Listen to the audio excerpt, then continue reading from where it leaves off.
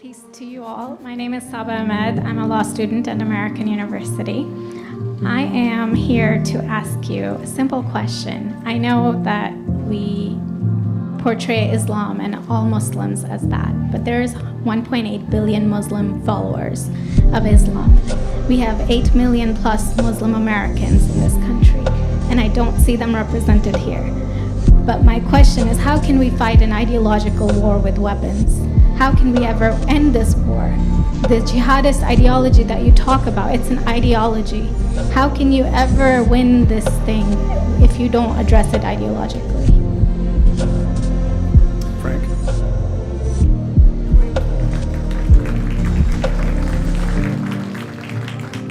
Great question. I am so glad you're here, and I am so glad you brought that up because it gives us an opportunity to answer.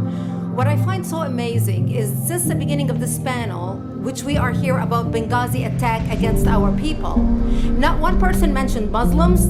We are here against Islam, or we're launching war against Muslims. We are here to discuss how 4 Americans died and what our government is doing.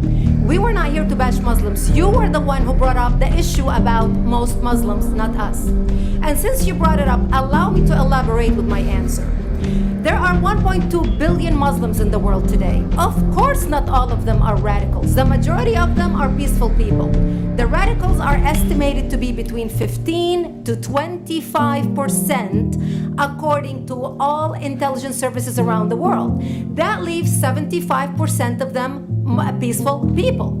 But when you look at 15 to 25% of the world Muslim population, you're looking at 180 million to 300 million people dedicated to the destruction of Western civilization.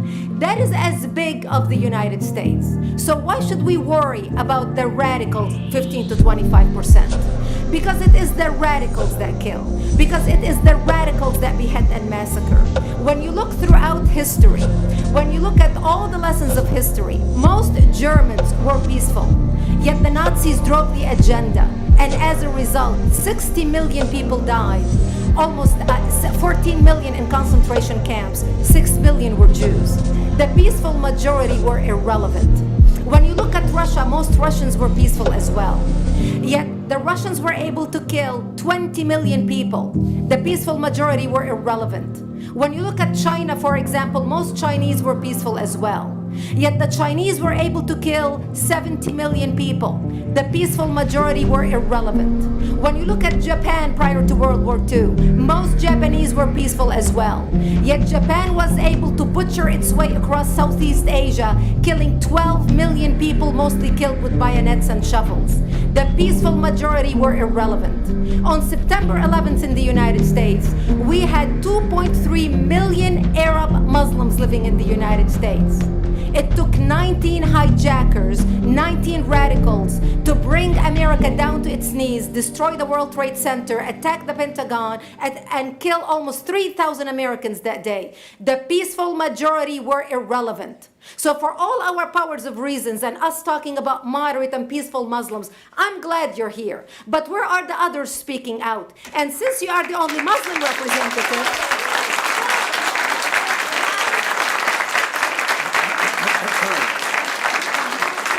applause till the end.